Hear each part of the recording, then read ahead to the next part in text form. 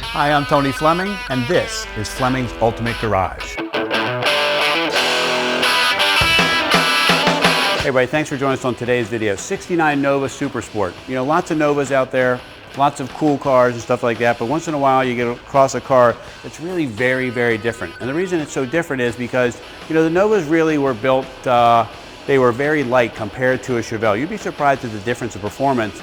And these things were legendary for how fast they were, even in an SS350. This one here happens to be a notch above, and it's kind of the way I would build it also. So like, for instance, like this car rolled off the showroom floor in Le Mans blue paint, right? It came with a 396, 350 horsepower motor in this little car, okay?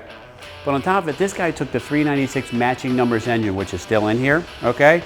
And boosted the horsepower closer to, you know, we rated at 350 from the factory, but the truth of the matter is, it's closer to 500 horsepower. This thing rolls down the road, sounds spectacular, and it's still matching numbers. And the cool thing about it is it looks bone stock. So come on, let's take a peek at the paint for a second. Come on up here. Look how you can read every single word in there.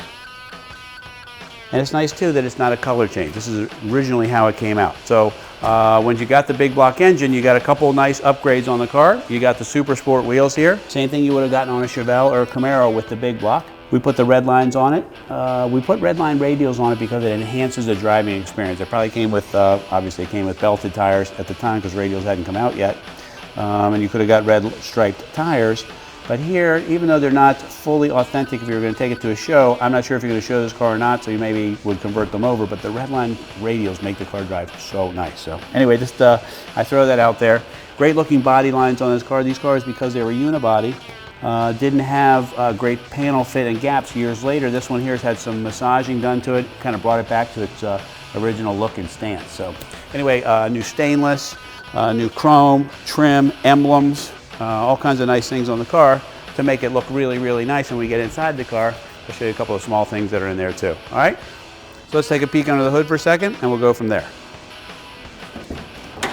All right, check this out. This is nice. We're talking about authentic. So we have nothing really added to it other than maybe some hidden performance parts inside that would add to the enjoyment of the car. But let's look at some of the detail stuff and some of the things that we forget to ask about. For instance, does this car have disc brakes? Yes. Does it have power disc brakes? Yes. Which it definitely enhances the driving. When you got this kind of power, you definitely want to be able to stop the car. So come on in for a little bit. Got the correct valve covers in here, the right chrome breather with the nice call out for the right horsepower. Okay, got the battery topper here. This is nice too. It's a nice touch here with the tower clamps. It's the way the clamp would have come from the factory back then. They reproduce these now, but most factories don't use them any longer. GM hoses along here. This is the kind of restoration that we're talking about that you're getting. And it's just the performance of this car is just amazing. You just don't really realize how fast the Nova Super Sports were with a 350. And then you throw in a big block like this with a 4-speed and the factory 12-bolt, and this thing is lethal. One small touch that's hidden in here, and you can take it out if you want. I love it because I'm a real freak about these things, is we don't like the cars to overheat. So even though this car has a really big radiator in it, it also has an electric pusher fan hidden down in front here. It's not authentic. They didn't even have those back then. But if you want us to take it out, we're happy to do that for you. But I just think that if I'm idling in traffic and going to car shows and stuff like that, I love the added security of the big block engine running nice and cool, since they run a little warm anyway.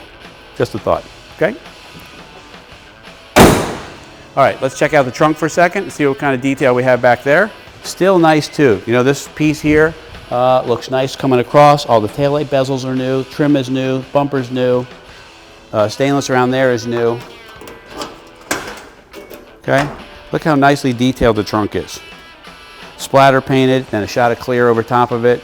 New mats, the right decals are in it. Matter of fact, some of this stuff is so new that it's not even stuck on properly. So that's a good sign too. Fresh weather stripping. It's even got the dust on it from the packaging so it wouldn't stick in there. Okay. This is something you don't see a whole lot of times on the Nova. And look under here for a second, you need to see it. Housed in there is a factory 12-bolt. The 10-bolt never would have survived.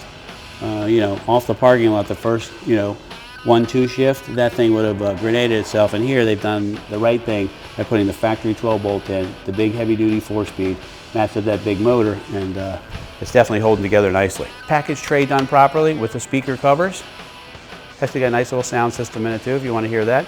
But let's take a peek inside and we'll look at some of the detail in here. I like the little stuff like this where when you open the door, the lights come on. I know that may not seem like a big deal, but we're talking about all the wiring and stuff that has to be done to fix these. You know, these were basic kind of cars. They typically came with a bench seat, column shift, and that's it. This one here has a lot of significant upgrades where it's very much like a Chevelle inside, where it has the bucket seats, it's got the console, it's got an upgraded set of gauges right there, and everything kind of is new, from the door panels to the headliner, to the dash cover, to the rear view mirror.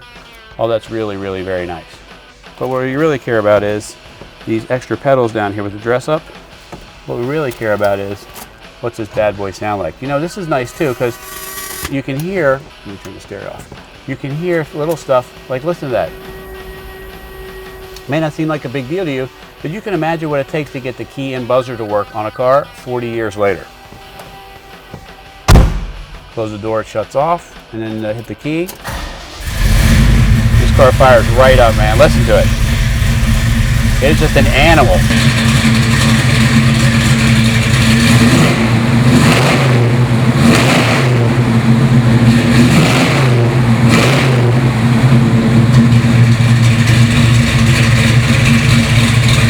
You know, in closing, these are really inexpensive cars for the time, which in turn is now why they're becoming more expensive. And the reason why they're becoming more expensive is because there's so few of them that are left that haven't been destroyed. You know, if you can find a real Nova Supersport, nice car.